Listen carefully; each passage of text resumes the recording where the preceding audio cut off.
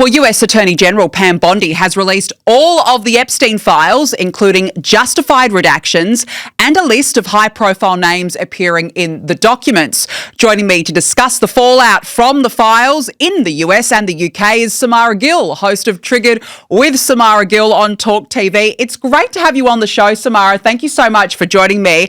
Look, I've got the list of names in my hot little hand, and I've got to say there's so many of them. You've got even Pam Bondi herself is named, Cher, Jay-Z, Michael Jackson, Mick Jagger, Diana, Princess of Wales. And I guess this is a thing because we don't know the context. We don't know why they're named. There's also presidents like Bill Clinton, Barack Obama, Donald Trump. I guess my argument in this, Samara, is the Democrats have spent the past couple of months trying to pin down Donald Trump on this. Well, hello, the files are here. He's just released them. To me, he's been vindicated. I think you're completely right, Danica.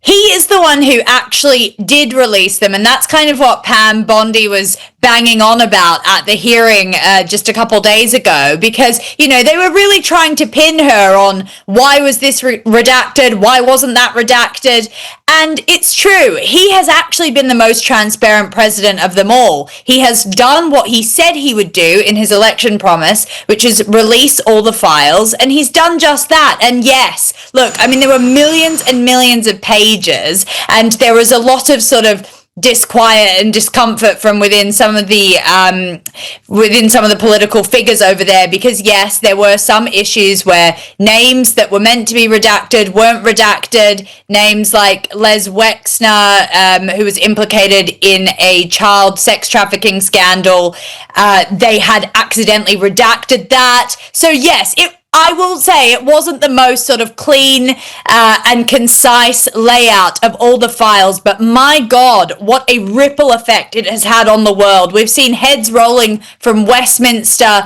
to Florida to Washington, to all over the world. So I just really do think that we should commend Donald Trump for actually releasing them and Pam Bondi for doing her bit and putting the pressure on. Absolutely. And I can't wait to get into the ripple effect with you, because you're right, it's been huge. And look, my argument is, I mean, Joe Biden's administration tried everything over the past 4 years to try and jail Donald Trump, yet now they're trying to incriminate him for wrongdoing. Well, for what? They've spent years desperate to get rid of Trump in every way. Had they already had evidence, they would have released it by now, but they haven't done that. So, look, this is a real vindication of Donald Trump. And it's interesting because you mentioned that hearing, and watching it, it was like pulling your teeth out the way that the Democrats were attacking Pam Bondi. They were yelling and screaming, literally throwing the toys out of the cot. I thought it drifted into obsession territory, that they're desperate for a gotcha moment. So let's have a listen to this performance by Democrat Representative Ted Lieu. These two photos staring you in the face are evidence of a crime, and more than enough evidence to predicate an investigation against former Prince Andrew. So I ask you, Attorney General Pam Bondi, why did you shut down this investigation last July, and why have you not prosecuted former Prince Andrew? I don't believe you asked Merrick Garland these questions when he was Attorney General and set before. I agree with you. You twice. I'm reclaiming my time. I agree with you. I agree with you. During the Biden administration, I called for people looking at Epstein files. Merrick Garland dropped the ball, as did Attorney General Bill Barr, as did Alex Acosta, a whole string of failures. But you are in charge. You have the power to change things, to hold these men accountable, and you're doing the opposite. You're protecting them.